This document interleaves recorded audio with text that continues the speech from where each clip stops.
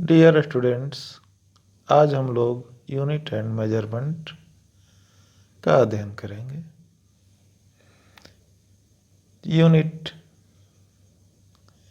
Unit का हिंदी होता है मात्रक, और इसको डिफाइन हम लोग इस तरह कर सकते हैं कि ये unit of a physical quantity is standard of same physical quantity with which any similar kind of physical quantity is compared to measure।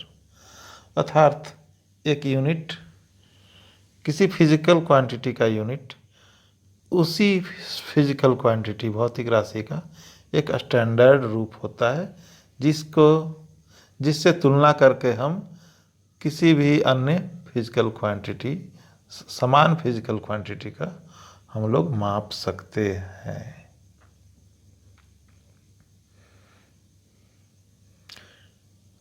To measure a physical quantity x, two things are required: unit of the physical quantity and number of comparison of physical quantity with unit, which is equal to n। अर्थात किसी भी physical quantity को मापने के लिए दो चीज़ें आवश्यक होती हैं।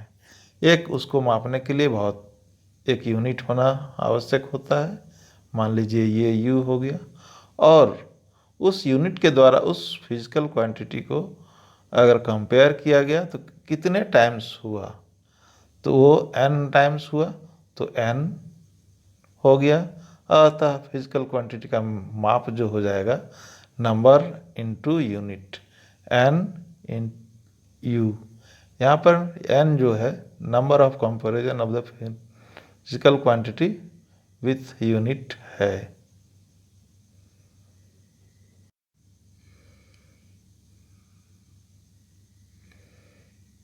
अब physical quantity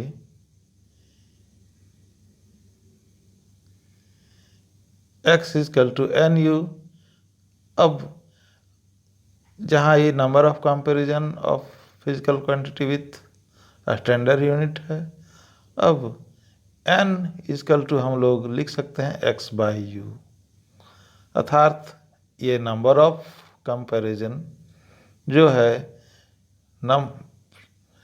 unit, type of unit chosen, मतलब किस प्रकार का यूनिट हम लोग चुनते हैं उस पर निर्भर करता है। अर्थात यूनिट नंबर ऑफ कंपैरिजन ये जो है इन्वर्सली प्रोपोर्शन होता है यूनिट का। अगर यूनिट लार्जर होगी तो n स्मॉलर, यूनिट स्मॉलर होगी तो n लार्जर, मतलब बड़ा होगा।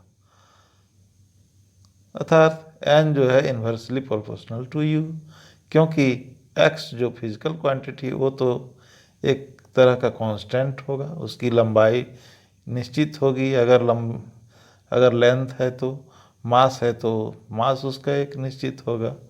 तो इस प्रकार वो एक कांस्टेंट है, और ये यूनिट जो है वेरिएबल है। अर्थात n is inversely proportional to u।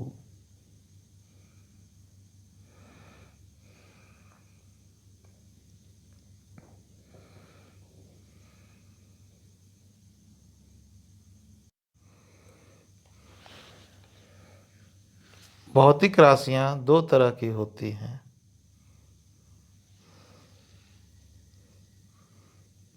Physical, ये फंडामेंटल एंड डिराइव्ड। तो फंडामेंटल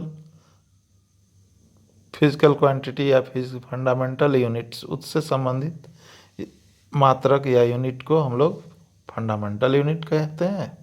और जो राशियाँ डेराइव्ड होती हैं, मतलब व्युत्पन्न होती हैं फंडामेंटल क्वांटिटी से, उसको हम लोग डेराइव्ड यूनिट कहते हैं। उसका definition: some physical quantity are very fundamental in nature and they cannot be resolved more are known as fundamental physical quantities। The unit of these fundamental physical quantities are known as fundamental units. अर्थात कुछ भौतिक राशियाँ बहुत ही fundamental आधारभूत होती हैं, जिसको कि हम लोग उससे और अधिक उस किसी दूसरे रूप में हम लोग नहीं व्यक्त कर सकते हैं, जैसे कि मास हो गया, लेंथ हो गया, टाइम हो गया। ये सभी फंडामेंटल फिजिकल क्वांटिटीज हो गए। और इस प्रकार फंडामेंटल फिजिकल क्वांटिटीज 7 प्रकार के होते हैं और 2 सप्लीमेंट्री यूनिट होते हैं। तो 7 fundamental units and 2 supplementary unit होते हैं।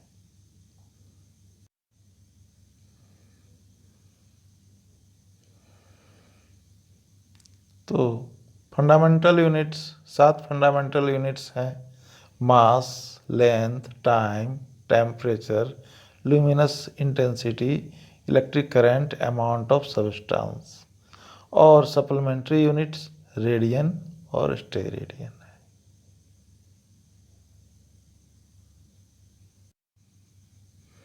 अब डेराइव्ड यूनिट्स के बारे में जान लेते हैं। उसका डेफिनेशन है any physical quantity which can be derived from fundamental physical quantities by multiplying or dividing them is called derived physical quantities, and its unit is called derived unit. Example: velocity is equal to displacement by time. So displacement is one kind of length and time is time. इसी प्रकार हम लोग अन्य भौतिक राशियाँ physical quantity जैसे force हो गया, acceleration हो गया, इस सब को हम लोग फंडामेंटल फिजिकल क्वांटिटीज़ के रूप में व्यक्त कर सकते हैं।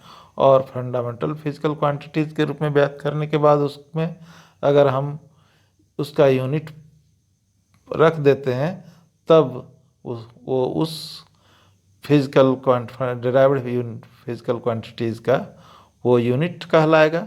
जैसे कि वेलोसिटी है तो इसका यूनिट हो जाएगा लेंथ का मीटर हो जाएगा, by time equal to second, metre पर सेकेंड हो जाएगा।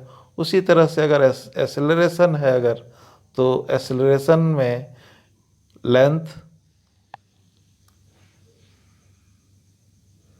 बाय टाइम स्क्वायर मतलब मीटर पर सेकेंड स्क्वायर हो जाएगा।